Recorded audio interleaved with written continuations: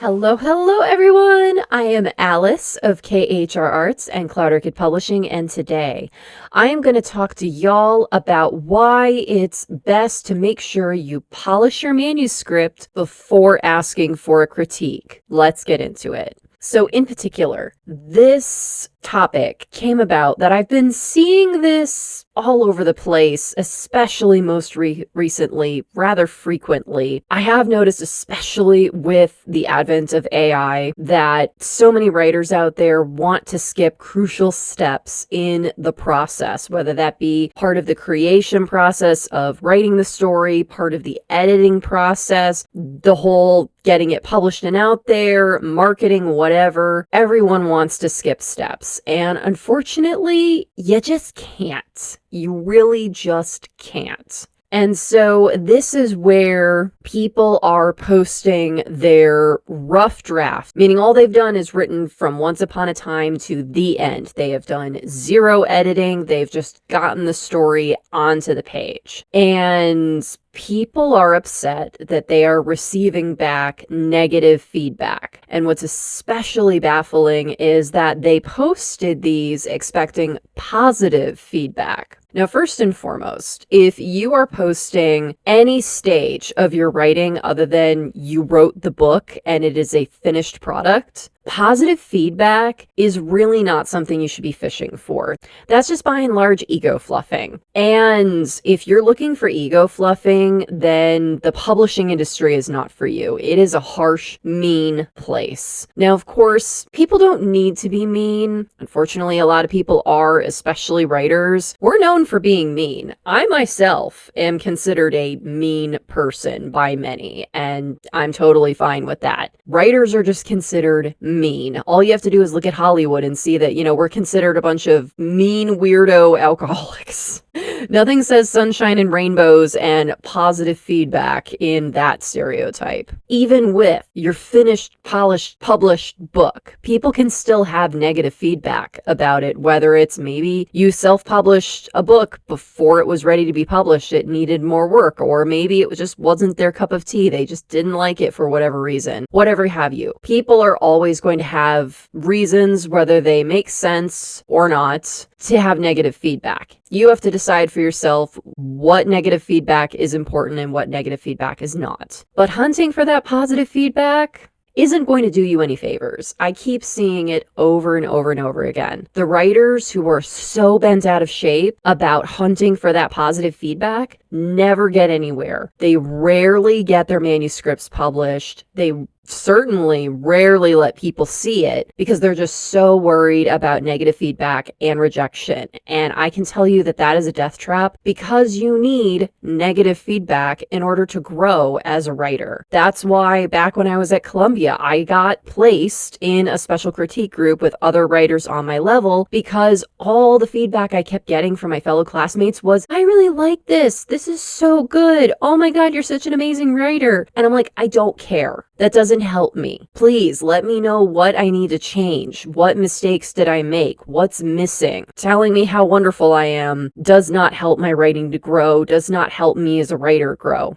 And as a writer, you should be looking for that. A proper critique lets you know what you need to do in order to take your manuscript to the next level. Now, it is important to also know what is going well in your manuscript. It shouldn't just be 100% negativity. If it is, then you might want to look at your manuscript and be like, wow, I have a lot of work to do on this. I probably sent this out for critique way too early. You do need to know what works well on your manuscript, but knowing what doesn't work is oftentimes far more important to know than what does work, because usually what does work will be a bit more obvious to tell than what doesn't work. And so this whole skipping steps, people have basically skipped all of the steps in this particular trend that I'm seeing, where they will post, as one person called it, their draft zero. No edits, no nothing, just literally wrote from once upon a time to the end, didn't do any editing on it, didn't read it over, nada. Just, I wrote a thing,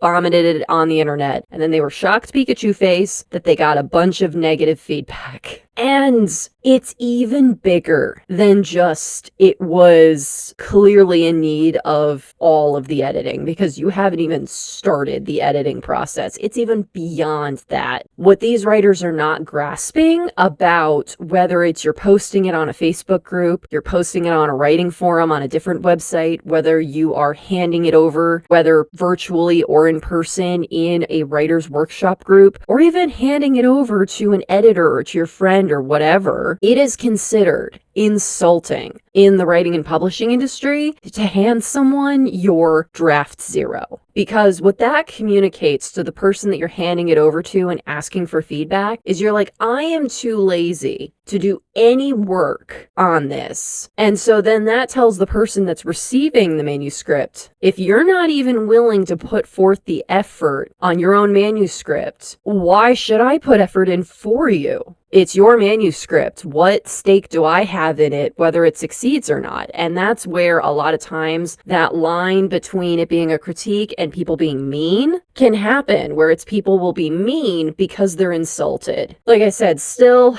people don't need to be mean, but when you set up these kind of circumstances, it's hard to expect anything else. And so that's why it's so important that after you have your draft zero, there are all different kinds of advice that you can find in writing groups and workshops in the internet and gurus and blah, blah, blah. Some will tell you to put the manuscript in a drawer for a month, don't look at it, and then come back to it with fresh eyes. Some will tell you to edit it X amount of times, da-da-da. There's all sorts of different strategies that you can do as the next step right after you have written Once Upon a Time through to the end. But whatever you choose to do, you need to take at least some steps in editing your manuscript before you let anyone else look at it. And that's for one, like I said, not insulting people by showing, hey, I'm putting in work on this manuscript. Number one. Number two, you have to let people know what kind of critique you're looking for. Because a lot of times people will just vomit up a manuscript or a part of a manuscript or whatever, and then they're just like, critique this. And it's like, there are a bajillion ways to Sunday to critique a manuscript. There are so many different things. There's the basic spell check and grammar, like, do you have a bunch of silly typos? Does your sentence structure make sense? Does it sound like you wrote this completely hammered? There's character development.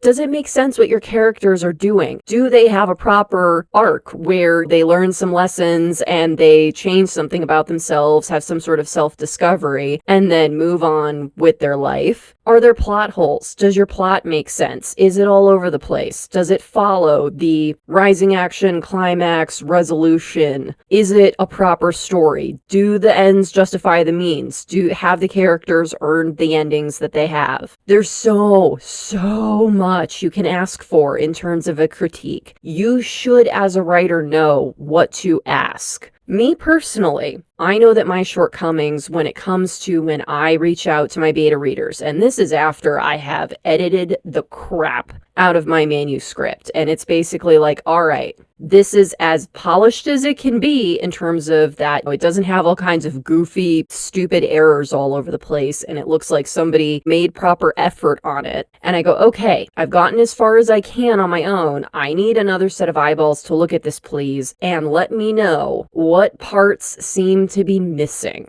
Because that's my biggest struggle as a writer, is that I have the whole story up here, and it doesn't necessarily always make it onto the page. So to give y'all an example, with my upcoming novel, Be Mine, one of the main items that I had up in my noodle, and it really, honestly, did not occur to me that I did not actually put this in the text, but because my beta readers then came back to me and said, hey, this whole thing isn't really jiving, and I'm like, oh, duh, that's because I totally didn't put it on the page, is that one of the characters, Justin, has a really rough home life. And I kind of say that in the story, but I didn't actually put a scene, or even like more than one scene, in that initial go of sending it off to my beta readers of, here's Justin having a hard home life. And I was like, oh, totally didn't even show that in the story. And that's also part of what they mean by show not tell, is that I can say in the story, like, Justin has a really hard home life. That can mean literally anything. And in this particular case, I had to show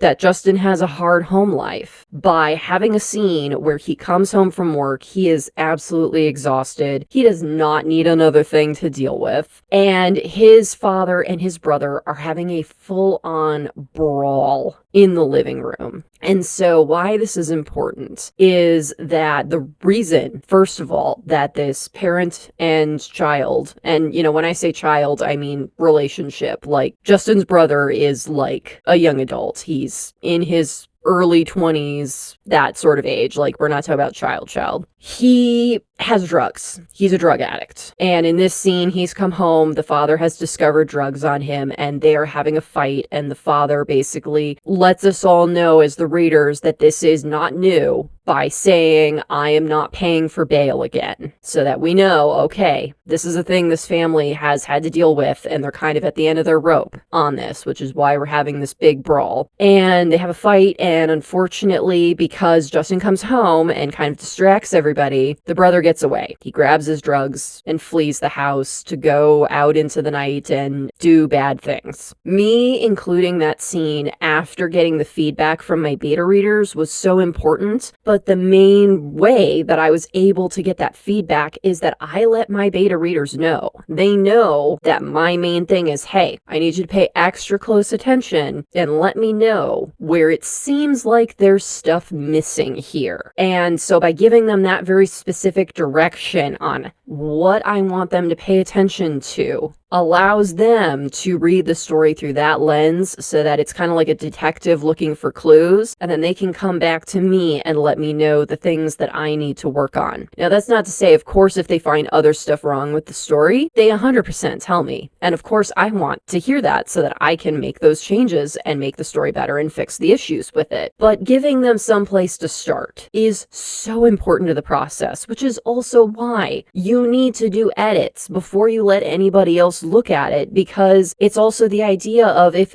everything is wrong with the manuscript, where do your editors and beta readers and ARC readers and all of that, where do they even begin? You've got spelling errors galore, you've got sentence structure that doesn't make sense, you have character development that just goes off the rails, you have an ending that is not earned, you have plot holes all over the place. Like, I could just keep listing off different issues that you can have with a story. If you have literally all of them going on, where do they even start? Like, I have literally read manuscripts like that where I read basically chapters like 1 and 2, and then I hand it back and I'm like, I'm sorry, hold up. You have so many issues with this manuscript, I can't help you. I need you to actually sit down and do the work and read this and then come back to me, and then I can help you. Because that's essentially what it is it's like, unless you are hiring an editor where you have that kind of money and you're at that kind of caliber, where you can just write a draft 0 and then hand it off to somebody that you've paid to literally turn your mess into a masterpiece, I mean, more power to you if you can afford to do that. And make sure that the editor that you have that relationship, like, they know what they're getting into, because that is a ton of effort, because you've basically saddled them with like 50% of the entire writing process. It's a lot of effort. 90% of writers that I see doing this do not have the funds for that kind of extravagance. So that means that you have to do the sweat equity yourself. You can't just pawn it off on other people. You cannot just skip steps. And God forbid, oh my God, do not count on AI. The amount of people who will then run their manuscript through AI claiming that that is their editing process, which, first of all, it's not.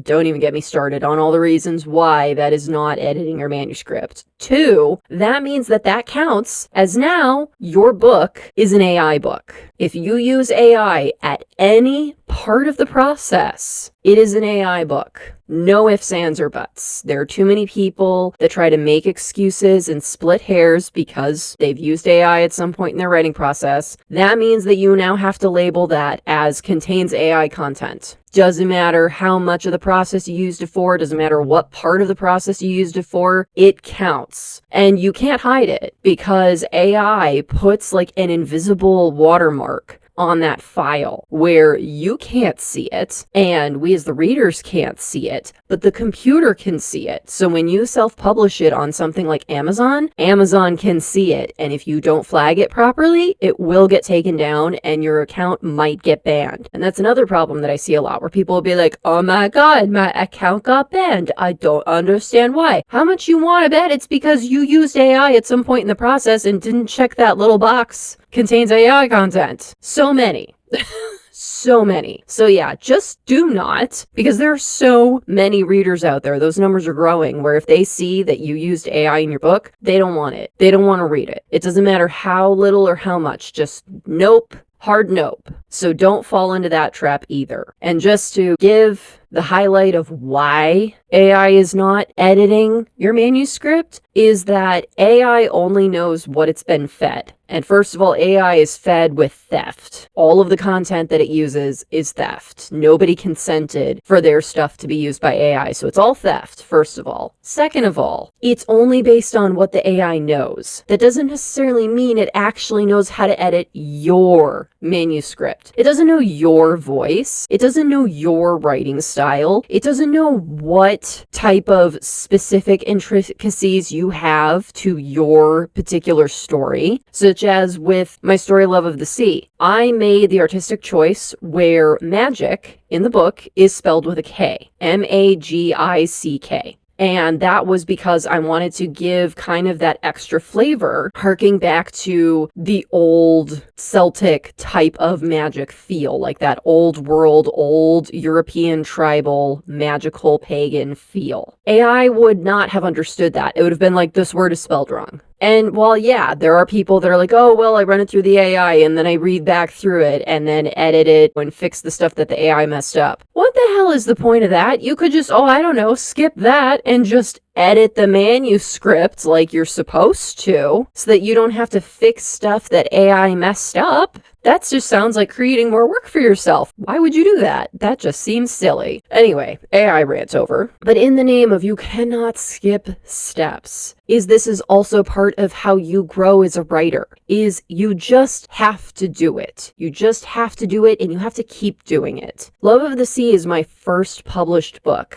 Be Mine is going to be my 7th published novel. I have over 30 titles published now of different kinds of books. Each book that I have published, each one has gotten better. And that's how it's supposed to be. That doesn't make my first book bad. Far from it. My first book is wonderful and people still enjoy reading it. But I, as a writer, have grown with every single book I have written and published. And that's what you're supposed to do. However, if you are not putting in the work, you are not growing as a writer. You're not learning those lessons. Each book that I write, even though it is and forever will be my overarching problem of getting it all on the page and out of my head, I get better at it every book. Each book, there are fewer gaps between my brain and the page. It's never going to be perfect. I am never going to suddenly magically write the perfect book where I don't have any of that, where it's 100% of it ends up on the page. That is never going to happen. We are human, and to err is to be human, but I can keep making that margin get smaller and smaller. That's what I can do. I can also get better at being able to see it myself. With my first book, there was plenty that my editor caught and was like, hey, this seems to be missing. Hey, this scene kind of jumps from this to this. What's going on there? That kind of stuff. Now, I'm a lot better at catching that, but I still do need a fresh pair of eyes to be able to let me know when I am slipping up. And that is the dance of asking for that outside help, is make sure that you are putting in the work and that you continually learn so that you can handle more and more of the work and rely less on outside people. Now, again, I've also talked about that in one of my other videos. You also cannot be an island. You also cannot be an author where you just do 100% of the process yourself and nobody else ever looks at your writing before it's a book. That is bad plan. That is how mistakes happen. That is how dumb mistakes make it to publication, and then you feel very silly after the fact when people are pointing it out in the reviews. It's just better to have at least one pair of eyes at some point look over the manuscript. script. It's so helpful. Be sure to do that for yourself, but make sure it's far enough along in the process so that you're not just giving them a giant mess. So I hope y'all have found this video helpful. If you did, please be sure to give it a like. And if you're new, subscribe. All right, y'all. Thank you so much for watching. Take care. Bye-bye.